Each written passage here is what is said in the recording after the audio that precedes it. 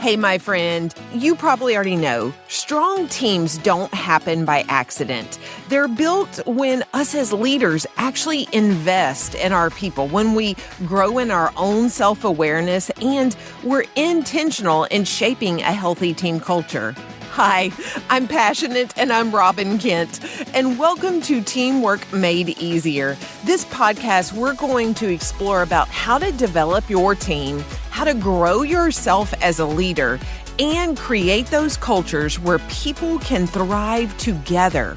We'll explore how people are wired and how to leverage our strengths, navigate those frustrations, and build that trust so teams can collaborate more effectively. Because one thing I know, when people are understood and supported, they don't just perform better, they start to love what they do and who they work with. So, my friend, go grab your cup of coffee, settle in, and let's go make teamwork easier, starting today. Hey, my friend. Okay, welcome back to Teamwork Made Easier.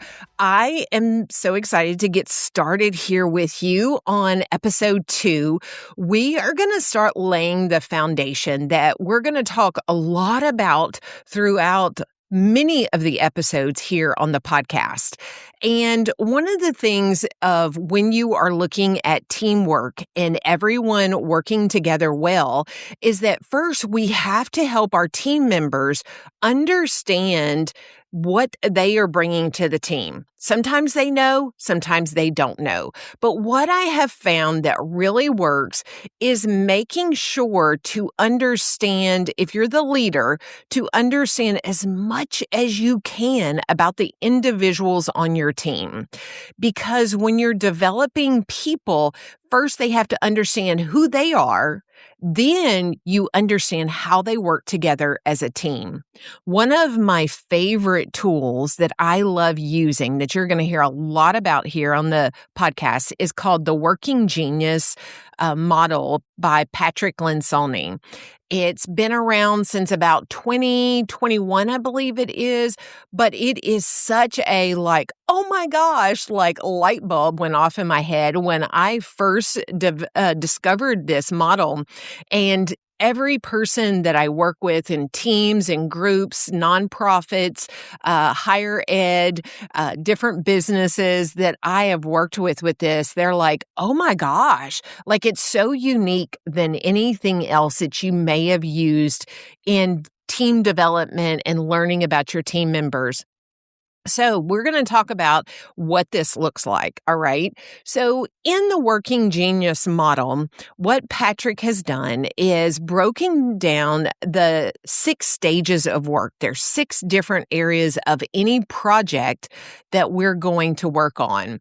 And so it starts with the thought, the question, the very first. Let me give you just a hint. We're going to spell out the word widget. All right.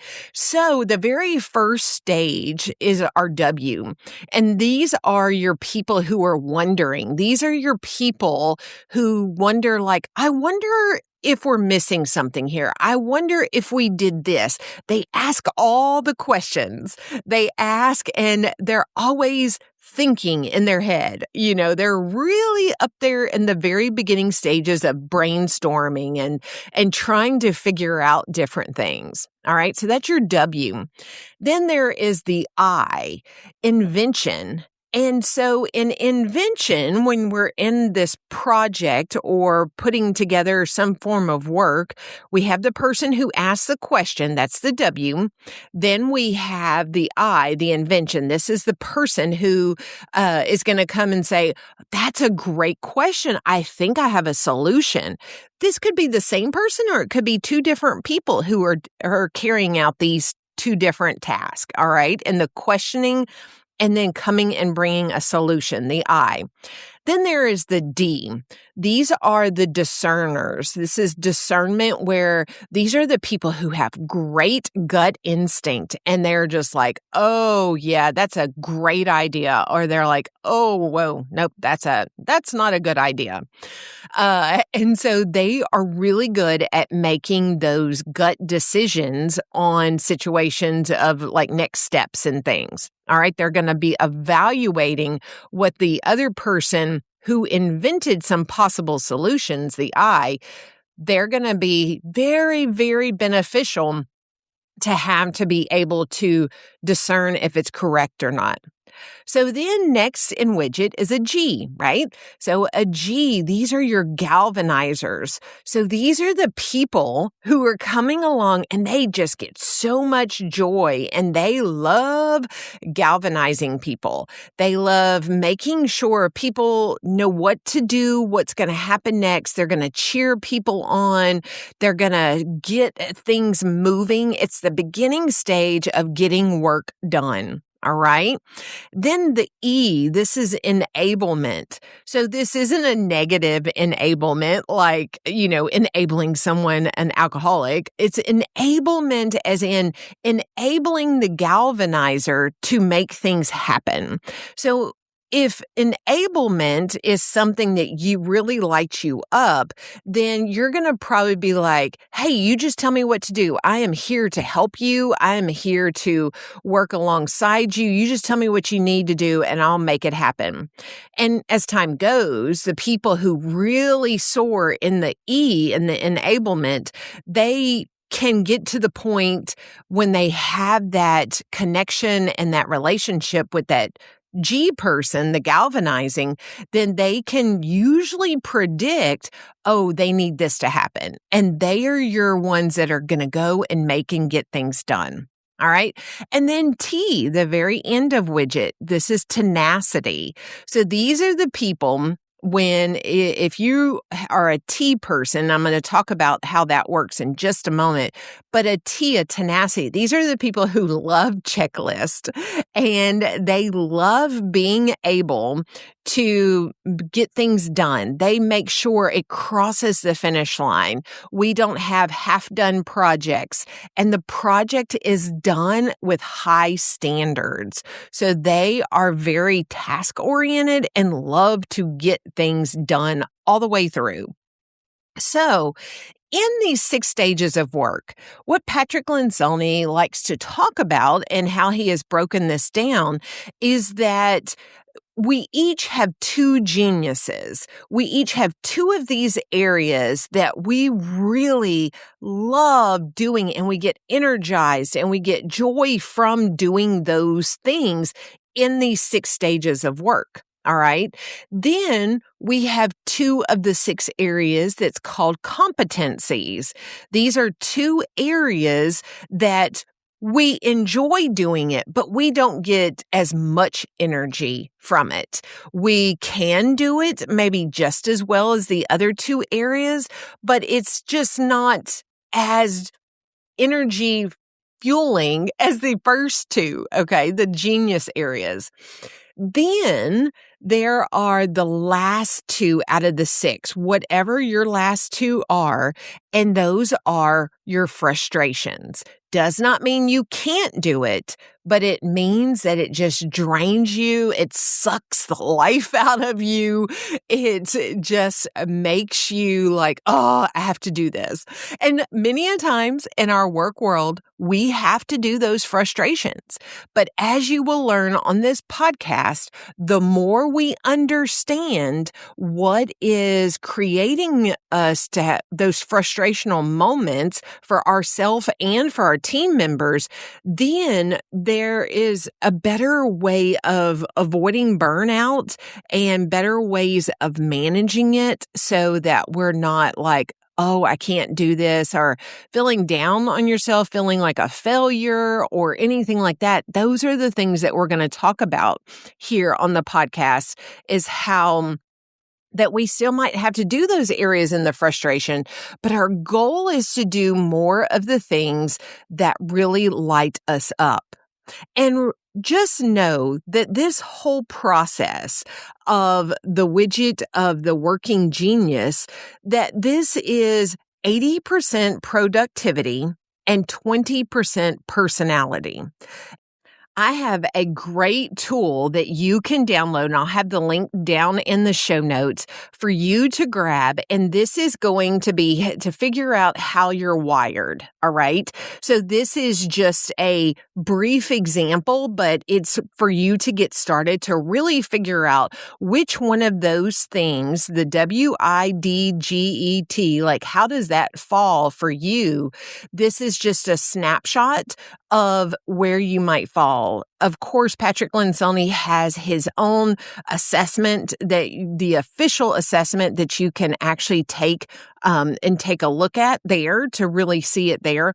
But if you want to get a snapshot of what am I even talking about, I wonder where I fall, then you're going to want to go to the link in my show notes and grab the How Are You Wired and be able to go through some questions. You'll answer some questions. They'll show you how to score it and then give you an idea if you were on the right track of listening to what I described, and you may have been, oh yeah, that's me. Like I love to ask all the questions. Or maybe you thought about that you really love rallying people together and getting them going. Or maybe you love getting things done and checking it off. And so you know that T is really going to probably be one of your top ones. Or some of the ones that I listed, you could have said, oh my gosh, no, that like drains me to death and I'm exhausted at the end of the day when I have to do that. So this is just helping you become more aware of where do you fall? Because whether you're the leader or a future leader, the more you understand about yourself, the more you're going to understand your team. And that's what we want to do. We want to understand ourselves so that we can build teams that people want to be part of. And we want to build teams that we're creating team members in there that we pull the best out of them. And sometimes they know how to do that and sometimes they don't. So we're going here on the podcast to talk about how to equip you to be able to do that with them. Because ultimately, we're creating team cultures where people want to be part of and where people love what they do and who they work with. Those are the cultures that we're going to create here on Teamwork Made Easier. When I was coming up with the podcast title, someone had suggested Teamwork Made Easy. And I was like, well, teamwork is not easy, but I can make it easier. So that is what we are here to do. I can make it easier by sharing the tips and the tools and the ways that I have discovered and I have seen with my own eyes and that I have taught to people that just make them love what they do and who they work with even more. I'm working with a group of higher ed individuals, and it's just been so awesome recently watching them as they grow and just seeing them enjoy learning about themselves and lighting up and learning about other individuals. I'll have to tell you a quick story. So there was one of the individuals that was in one of the very first trainings, and we went through this in depth. We spent 3-4 hours on the Working Genius, and they got to understand who they were. They got to understand the people that were on their team and how did it, mesh together. And then we talked about how there are gaps in their team of missing certain geniuses. And we'll talk more about that on the podcast later on. But it was so fun because then when I came back to the second session with them, this one particular individual said, hey, guess what? I had to hire someone new for my team. And I was so excited because I knew that I needed someone with G as their genius. I needed a galvanizer. I needed someone that carried this because my team right now, that galvanizing is not any of our strengths. And so she was so excited that she had interviewed this fella, and the guy accepted the position, and she was like, Robin, I think he's definitely a G. Can we have an assessment tool? And I was like, absolutely. So I gave her that.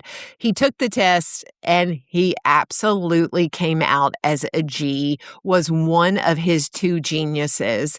And so it was just so exciting for her to see so quickly the impact that this would make and how to eyeball it in an interview so that she could help fill that gap for her team.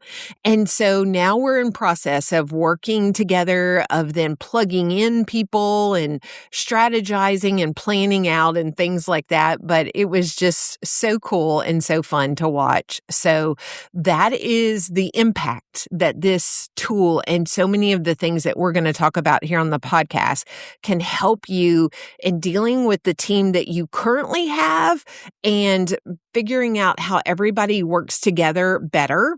But then also when it comes time to hiring and filling spots, what to look for.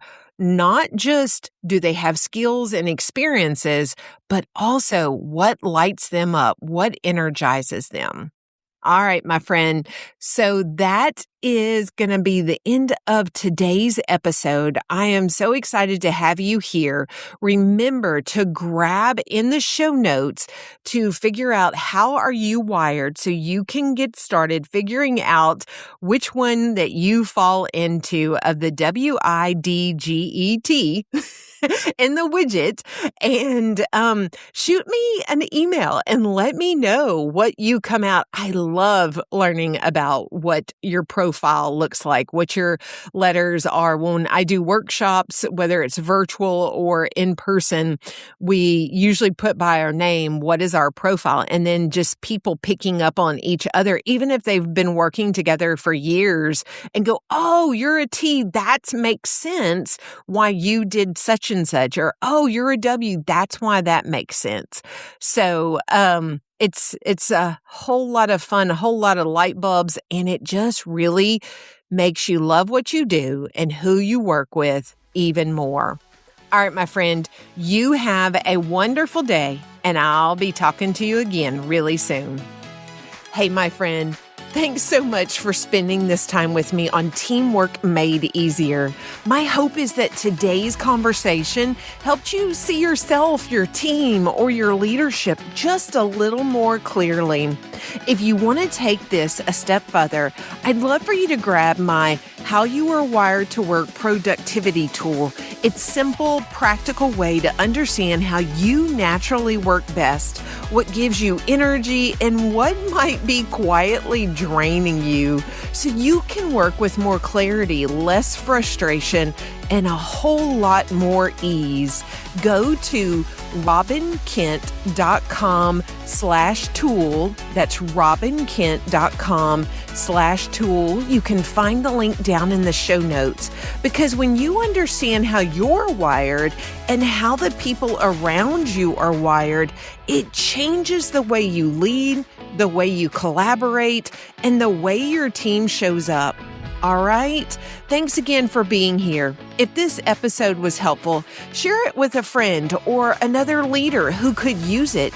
And be sure to join me next time as we keep building teams where people love what they do and who they work with.